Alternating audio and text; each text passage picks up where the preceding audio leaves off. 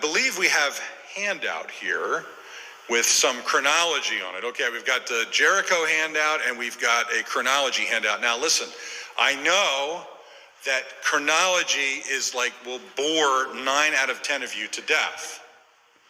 But chronology is important. Just think about what would happen if your husband forgot your anniversary or your birthday, right?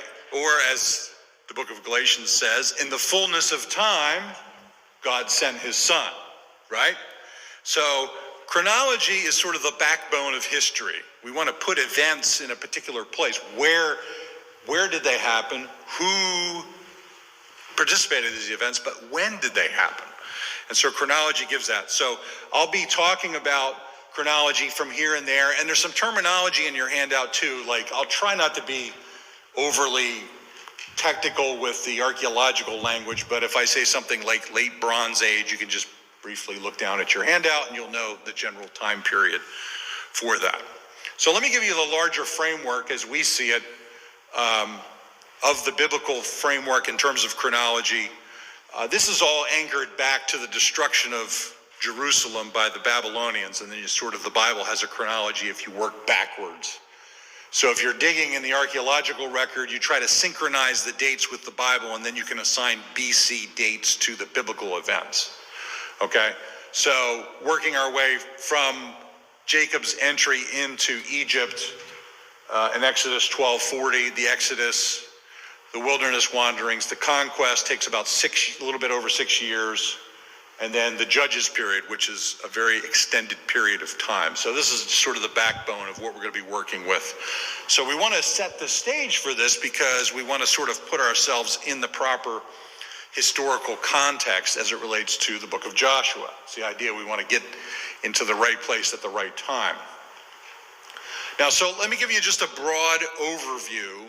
The region that the events of the Bible take place is typically called the ancient Near East. That's the term that's used to describe the broader world of the Bible.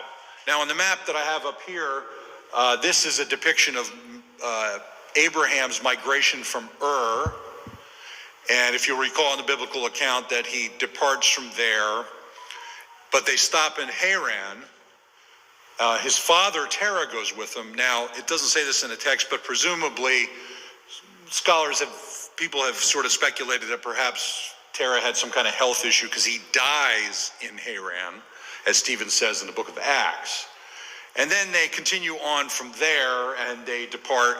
Abraham departs at the age of 75 to go to Canaan. All right, so here's the broader picture. You can see Babylonia in the south, and this is called also the Fertile Crescent because this area that people live in looks like a crescent going around the Arabian desert, of which no one would dare to pass. So you would have to travel up through Mesopotamia as Abraham did and go around in a big half circle to get to Canaan. So it was a long trek for Abraham to do so. So we're back at 2100 BC, somewhere around that range, just to give you an idea of where we're at. Now, mentioned in one of the components of the promise to Abraham in Genesis 15 is this mention of the Amorites. And I'm going to tie that in now because you'll see mention of the Amorites in the book of Joshua. Well, you see in the biblical account, God refers to the Amorites. Now, he's going to use Israel as an instrument of judgment against the people living in Canaan. And here we see the beginnings of that. Their sin has not yet reached its full measure. So whatever it is that they're engaged in, their idolatry, their child sacrifice is a practice that they practiced in Canaan. You see mention of this throughout the biblical accounts. Their depravity had not reached the point where God decided to bring judgment upon them. And so the Amorites is the reference that's made here. And so you'll see that mentioned in the book of Joshua. We'll see Canaanites, Amorites, and a bunch of others. And I'll tell you about that in a minute. But I'm mentioning the Amorites because the biblical text is placing us into a context of history, not from the time of Abraham, but also down to the time of Joshua. Now, the Amorites had a kingdom that had developed around the city of Haran, which is where Abraham and his family settled temporarily until his father Terah died. when Abraham was around 75 years old. And it had spread to the south and to the west and had influence in Syria and in Canaan. So when God is speaking to Abraham about the Amorites, this is in this historical context. And the Amorite kingdom waxed and waned over a period of centuries, but still had influence in the region all the way down to the time of Moses and Joshua. So this is important because here we have a historical reference that we can sort of look at outside the Bible and anchor it. It shows the accuracy of the biblical text. It's putting Abraham and what God is speaking to him in a particular era of history. And it fits very well. Okay, so that's sort of the broad picture of the Amorites. They're the first mention in Genesis 10, the table of nations after the flood. They are mentioned there, and they're the descendants of Canaan, who's the son of Ham, who is the son of Noah. Okay? And we're talking around 2000 BC or so. So this is very early in biblical history. The Amorites are also mentioned in various texts outside the Bible, Sumerian texts, which is southern Mesopotamia, Egyptian, and then Akkadian, which was a common language and culture during this time period. So very important. Now we're going to get closer to the time of Joshua. We're getting close to the book of Joshua. We're moving down. This is what I sometimes refer to as the forgotten conquest. We often think about Joshua entering the land, destroying Jericho, and all the events that happen after that. But actually, there's a series of military campaigns that take place while Moses is still alive over on the other side of the Jordan River. Okay? These are important because they're sort of setting the stage for what's about to happen in the time coming down after Moses' death. And these are Amorite kings that are mentioned and conquered by the Israelites under the leadership of Moses. So again, I call it the forgotten conquest. And these sites have been excavated, and this is Amorite, have been identified by archaeologists as Amorite. You can see it in the map here. So again, we're in a particular time of history. This background is very helpful to us to understand the Amorite kingdom, what their influence was. When the biblical authors make reference to them, they're not making this stuff up. And often, say on TV programs or in liberal publications and so on, you'll see a lot of people claim that these biblical accounts were written centuries after the time that they claim to have occurred. Well, in order for that to be true, people centuries later would have to have access to accurate historical information. Our argument would be they weren't written later. They were inspired by the Spirit, they're accurate, and they're recorded by eyewitnesses.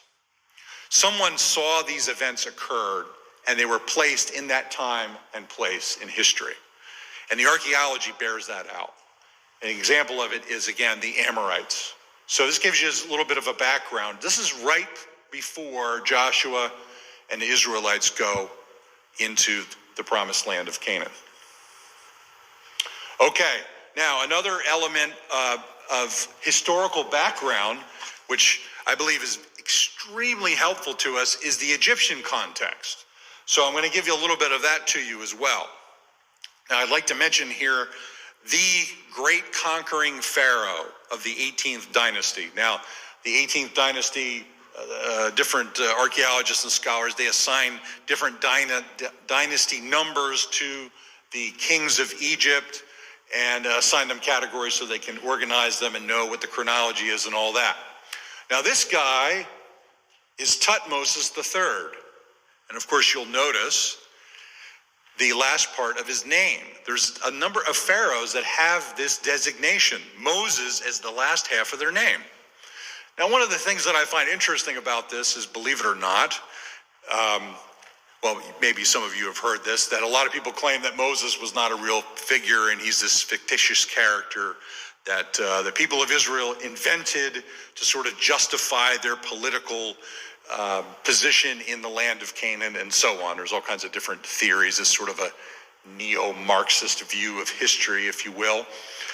It's interesting in the New Testament, you know, the book of Moses, the law of Moses is mentioned like 65 times. So in my view, as a Christian, I kind of look at it and go, well, you want to say that Moses didn't exist? Tell it to Jesus and the apostles. It's a little bit hard to sell to me if I believe in the authority of Christ and the apostles, these theories about Moses.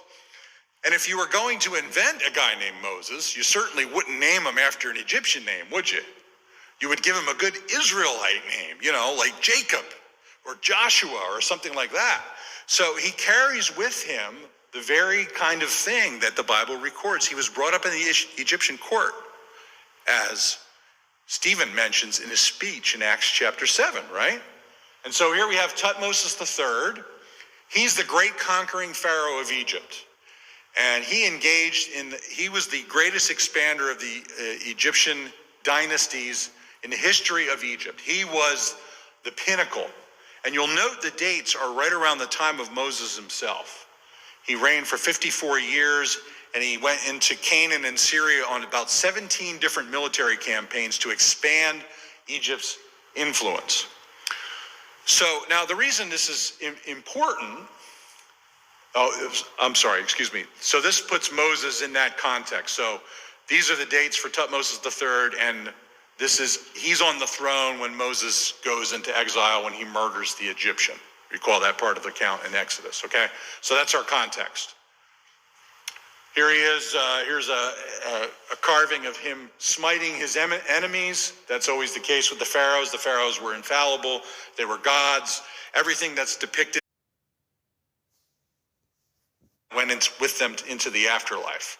So they were real, and they did a lot of the things that they said, but a lot of it's exaggerated.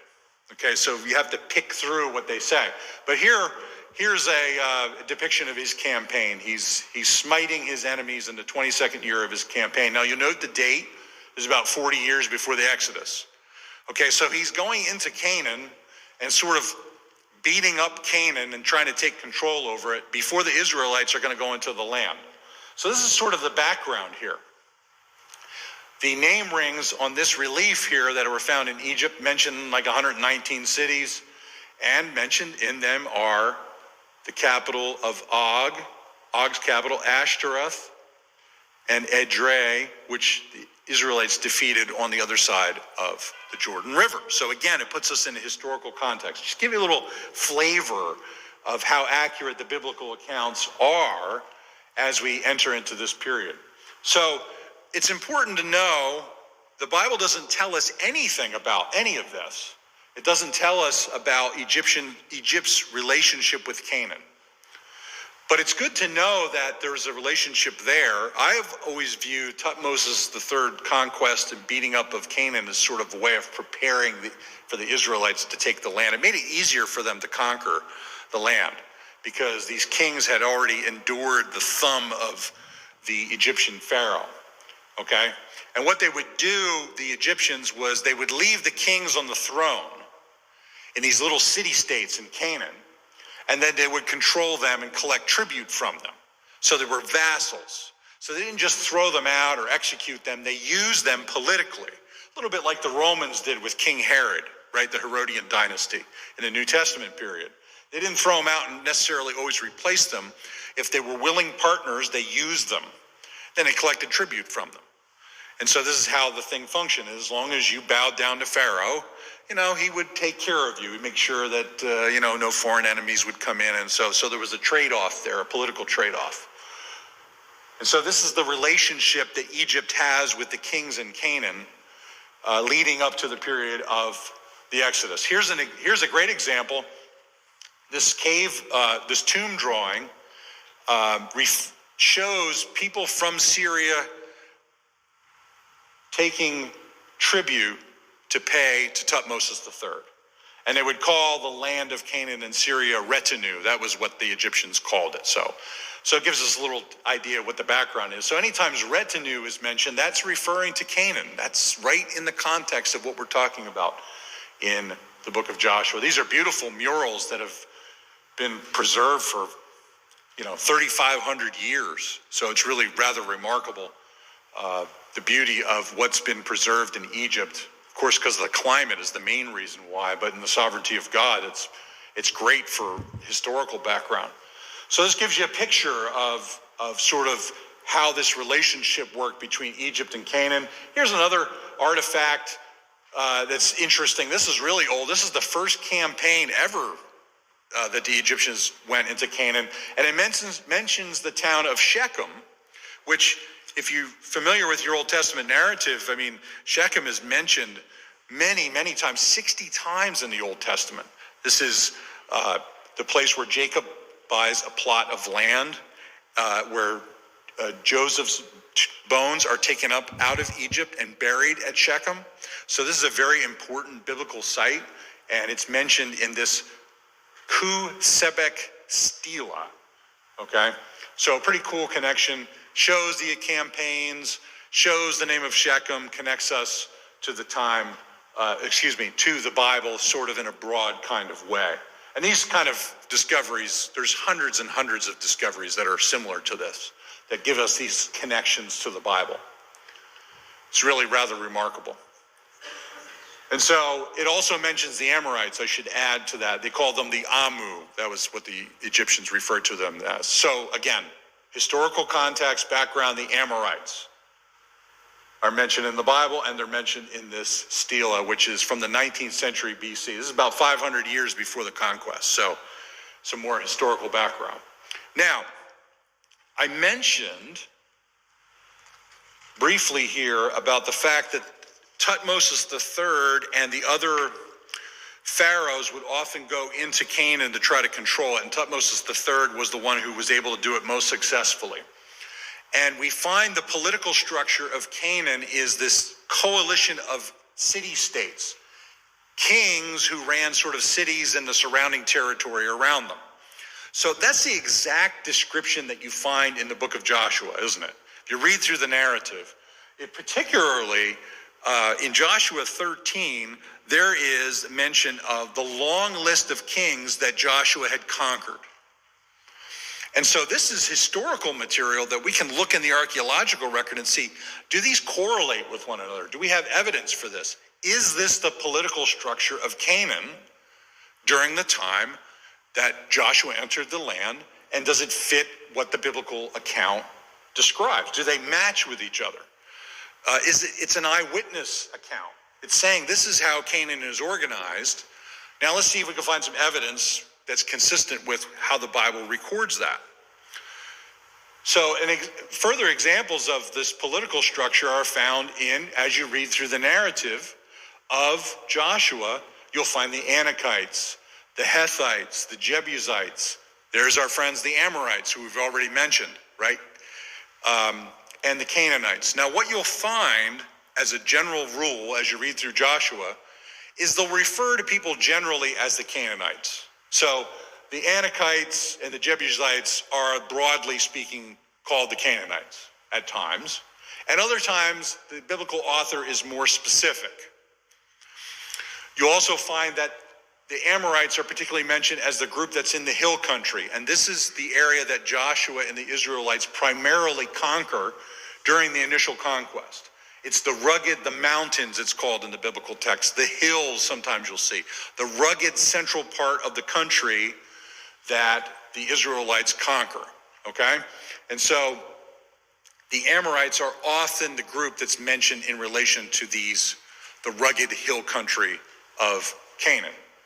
And sometimes the Canaanites, if they're more specific, the biblical author is, it's the coastal plain. So as the mountains fade away and you go out towards the Mediterranean Sea, the land goes lower down. It's called the Shephelah, and then it goes down to the plain and out to the sea. Sometimes the Canaanites are described as people who occupied this lower area.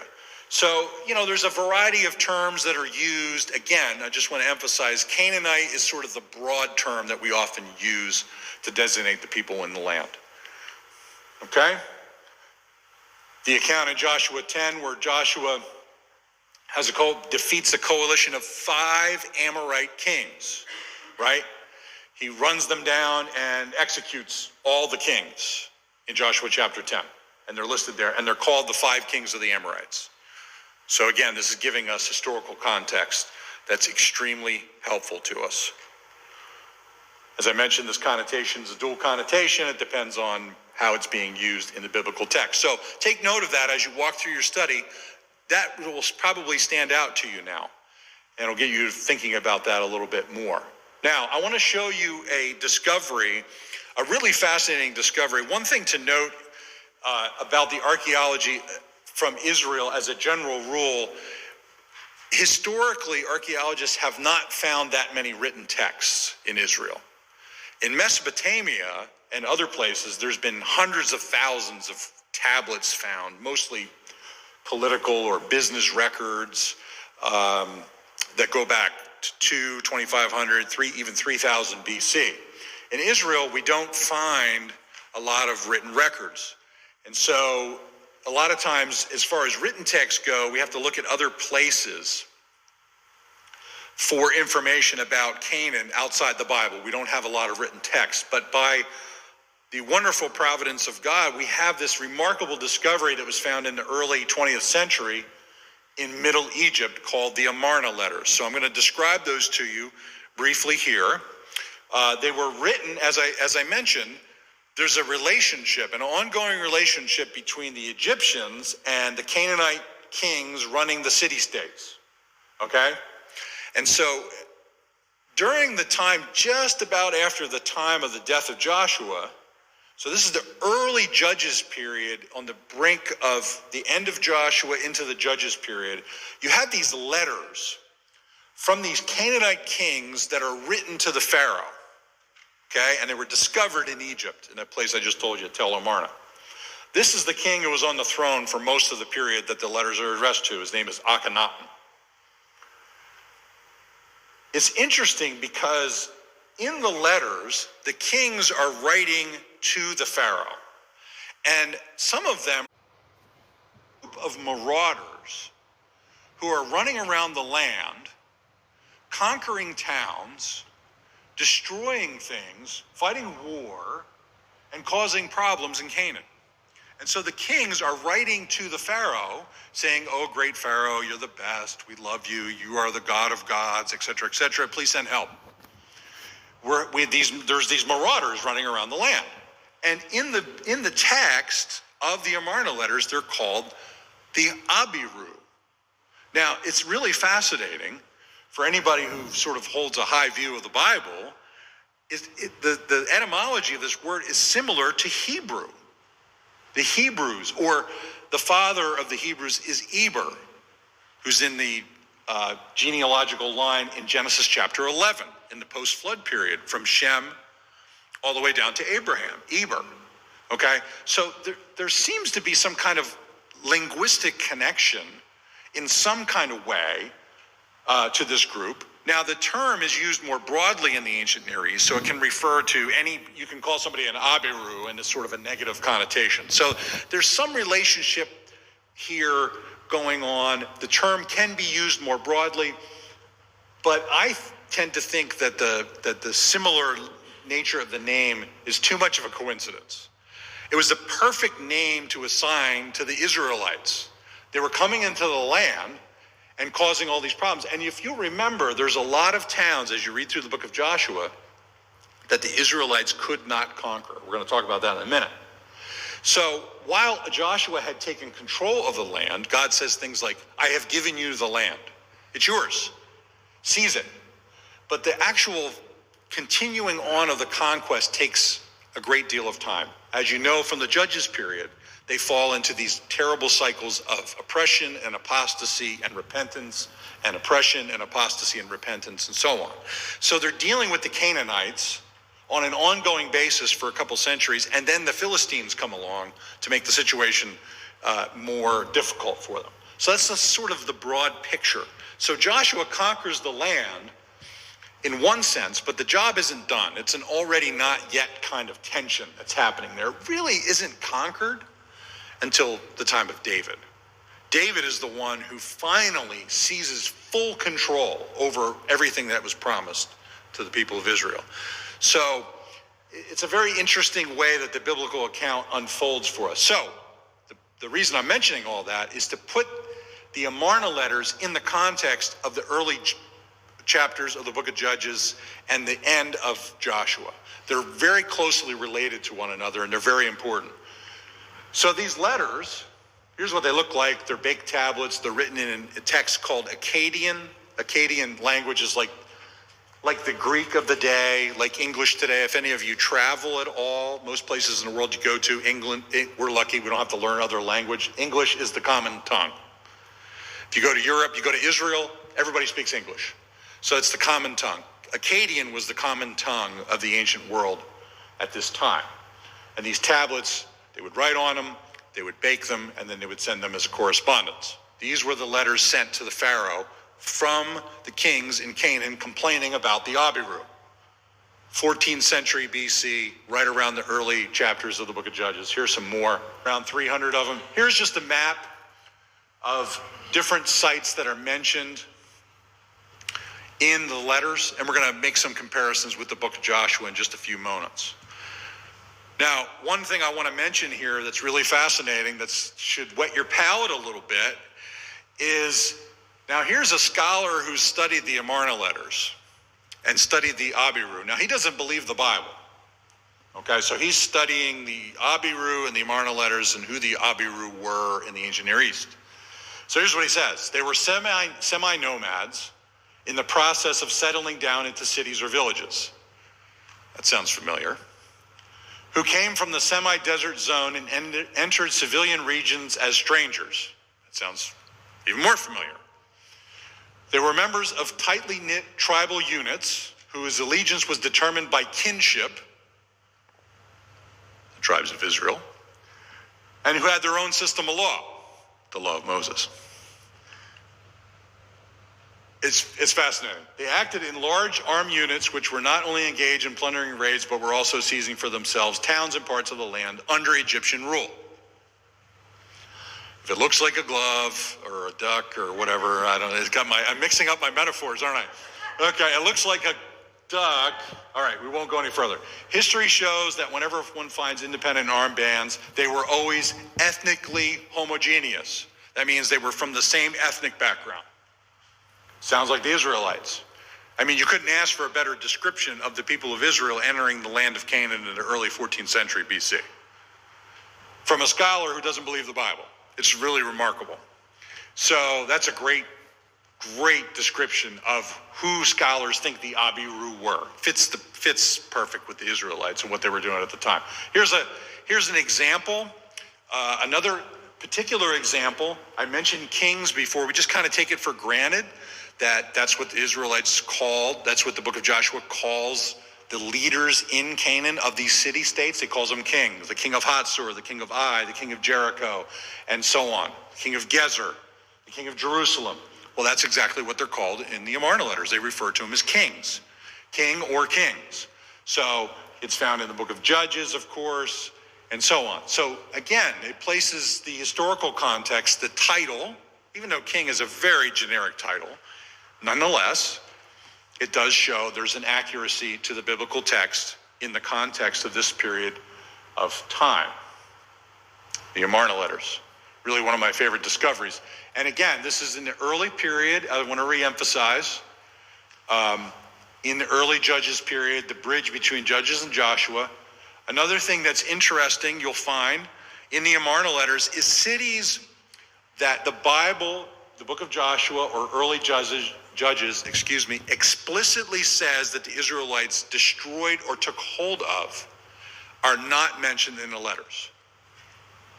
Now that's significant because this is the early Judges period. The king, if he has control over his city, he's writing to the Pharaoh and saying, send help. The cities that Joshua definitively destroyed or controlled, there's no letters from. So that shows the king wasn't in control of the town anymore, the Israelites were. And therefore, there would be no letter coming from Canaan to the king in Egypt. Make sense? All right, now we have the flip side. We also have a list in the book of Joshua of cities that the Israelites were not able to fully take control over. And they're mentioned throughout the text of the book of Joshua and in the early Judges. Gezer, Jerusalem. Remember, in the biblical account, the king of Jerusalem is killed, but the text never says that the city is taken. And that's important because in Judges chapter 1, it indicates the Jebusites were still in Jerusalem. So a very detailed aspect of the biblical account. The king is killed, but the text never says that the city of Jerusalem is taken by Joshua and the Israelites. Bethshan, Ashkelon, Tanakh, Megiddo, and Sidon. So these cities are all mentioned in the book of Judges or Joshua, and they're all found in the Amarna letters.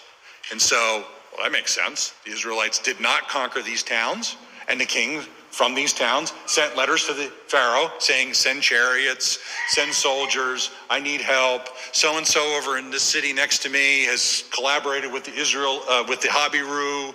He's a traitor to you. We need to get rid of him. All this kind of stuff going on in these letters.